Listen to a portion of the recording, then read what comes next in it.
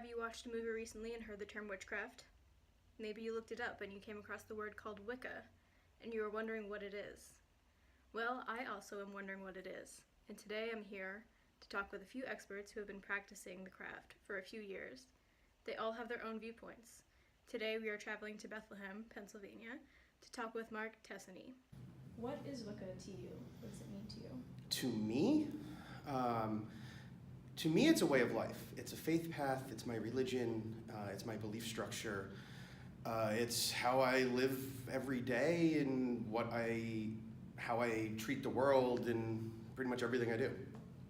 How did you discover Wicca at the very beginning? It kind of found me, actually. I was a devout agnostic for most of my life. And when I was in college, I met somebody who was practicing Wicca, and I said, I don't know anything about this. What is this about? Talk to me about this. This is cool. I want to learn what this is. And they started talking to me about it, and I was like, hey, I kind of resonate with that. Teach me more. And I kind of got involved with it, and it's gone from there.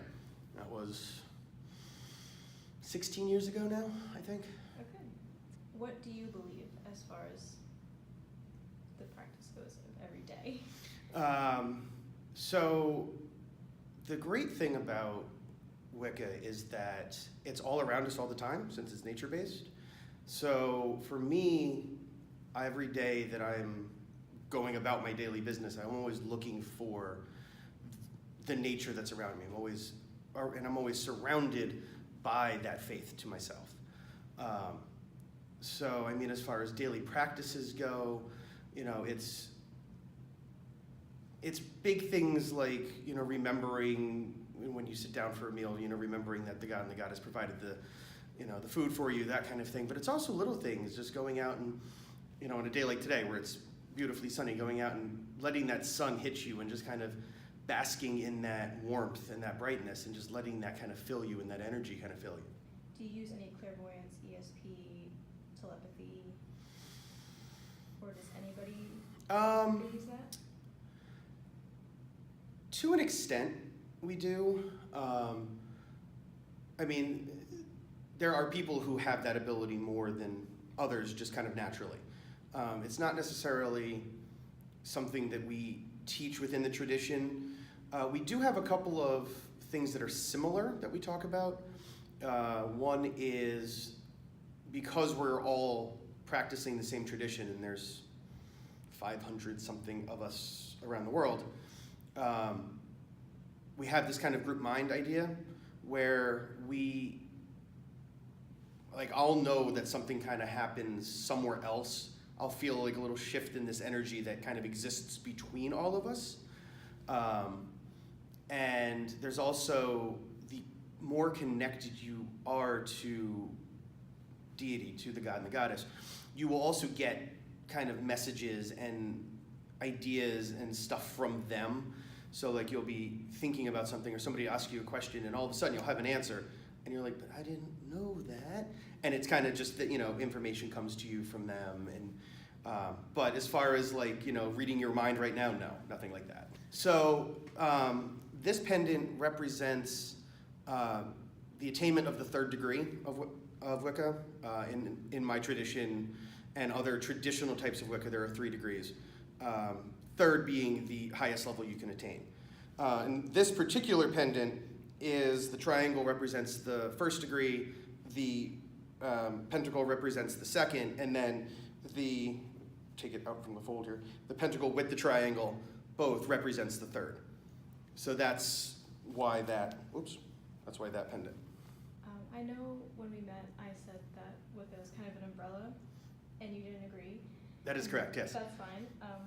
I said that because I did find out that there's different types, if you will, like Alexandrian, the Celtic. Oh, okay, in that respect, yes. Yeah. Okay. Which one would you consider yourself to be? I follow a tradition of Wicca called Black Forest.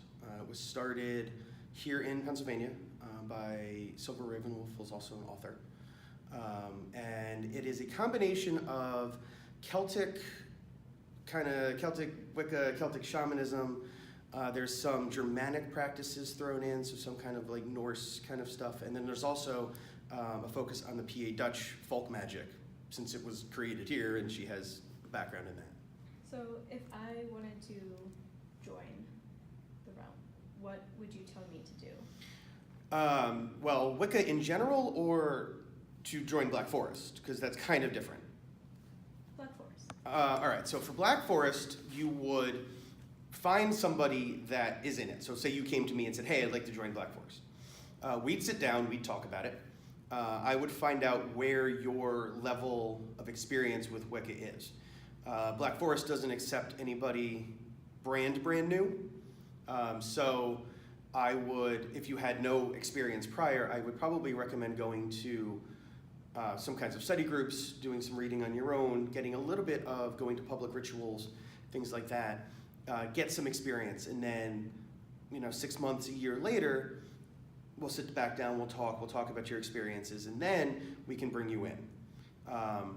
For Black Forest specifically, we would do then a dedication ritual, which is saying that you will practice with us for a year, kind of like a trial period, and then after that trial period, you would then be initiated and then continue through all of the lessons and obtain the rest of the degrees and go from there. Okay. So where do you practice the rituals?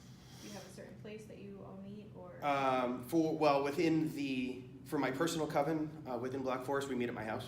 We have a room. We actually have a ritual room in our house. It's dedicated, kind of our temple. But if we're not there, nice weather stuff. Parks, outside, the woods, wherever we go, wherever we kind of feel like going.